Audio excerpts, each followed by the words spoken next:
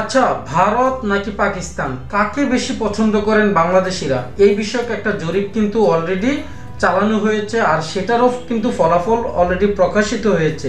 হয়তোবা আপনারা অনেকে জানেন, অনেকে জানেন না, কিন্তু সেই বিষয়টা আমি আজকে এখানে তুলে ধরতেছি এই কারণে, যেহেতু আমি ভারতীয় ভিসা রিলেটেড অনেকগুলো ভিডিও করেছি। এখন অনেক মানুষ ভারতের ভিসা চান, কিন্তু অনেকে আছেন আবার ভারতকে অপছন্দ করেন।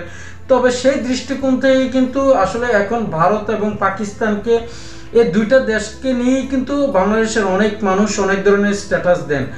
তবে সেগুলোর উপর ভিত্তি করে হয়তোবা ইন্টারন্যাশনাল মিডিয়াগুলো কিন্তু চাচ্ছে যে আসলে কোন দেশকে প্রকৃতপক্ষে বেশি পছন্দ করে অথবা অপছন্দ করে, সেগুলো নিয়ে একটা জরিপ চালানো হোক।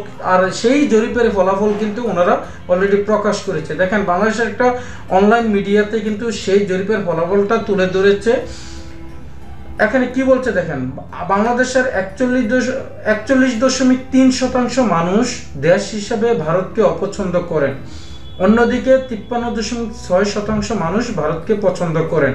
ভয়েস অফ আমেরিকা বাংলার সাম্প্রতিক এক জরিপে এ তথ্য উঠে এসেছে।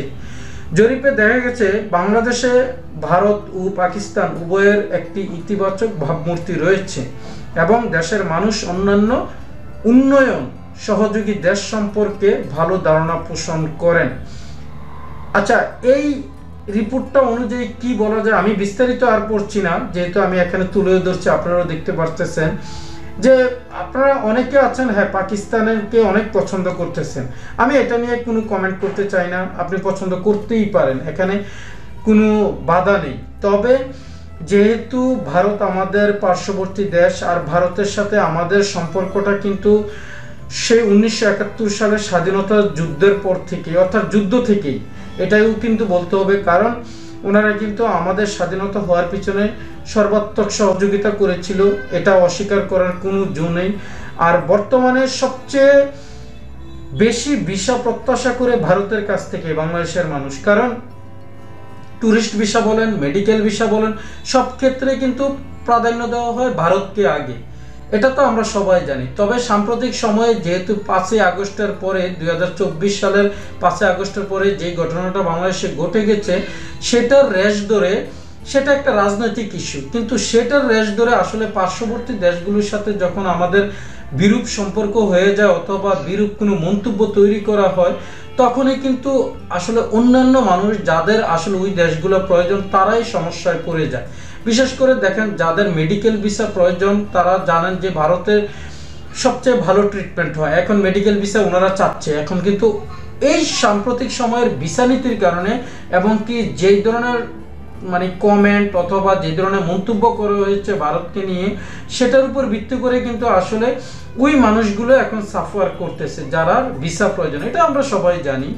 তবে পাকিস্তানকে যারা সবচেয়ে বেশি প্রাধান্য দিতেছেন, এটার উপর ভিত্তি করে অনেকে আবার এমন ধরনের কমেন্ট করতেছেন যেটা হচ্ছে আসলে ভারতের বিপক্ষে সম্পূর্ণ চলে যায়। আসলে ভাই দরকার তো নাই, আমাদের ভারত পাকিস্তান কাউকে এখন শত্রু বানানোর দরকার নেই, কারণ আমাদের দরকার ছিল যে দুই দেশকেই আমরা, অবশ্যই যার যার জায়গা থেকে পছন্দ অপছন্দ করতেই পারেন, কিন্তু প্রকাশ্যে এগুলা এবং কি সোশ্যাল মিডিয়াতে এগুলা প্রকাশ করে আসলে অন্যর ক্ষতি না করাটাই ভালো ছিল। আর বিশেষ করে সবচেয়ে আরেকটা গুরুত্বপূর্ণ জিনিস হচ্ছে, ভারতের সাথে আমাদের বাণিজ্যিক সম্পর্কটা খুব গভীর, ওতপ্রোতভাবে জড়িত, যেহেতু অনেক কিছু আমদানি রপ্তানি নির্ভর করে এবং কি আমদানি রপ্তানির উপর নির্ভর করে বাংলাদেশের অনেক দ্রব্যমূল্যের দামও ওঠানামা করে। তাছাড়া আরেকটা বিষয় হচ্ছে কি, ভারতে আমাদের সবচেয়ে বেশি মানুষ ভ্রমণ করতে যায়, সেই দিক চিন্তা করেও কিন্তু আমাদের অনেক কিছুই আসলে সহনীয় পর্যায়ে থেকে কথা বলা দরকার।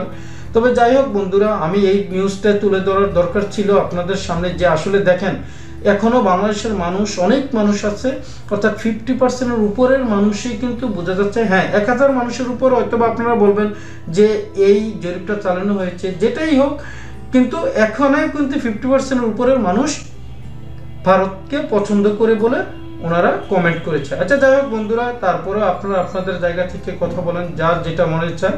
তবে আমি বলবো যে আমরা সব সময় এমন কিছু কথা বলি যাতে আমরা কারোর সাথে অহেতুক শত্রুতায় না জড়াই। ওকে বন্ধুরা, ভালো থাকবেন। পরবর্তীতে কথা হবে অন্য কোনো ভিডিওতে অন্য কোনো বিষয় নিয়ে। আল্লাহ হাফেজ।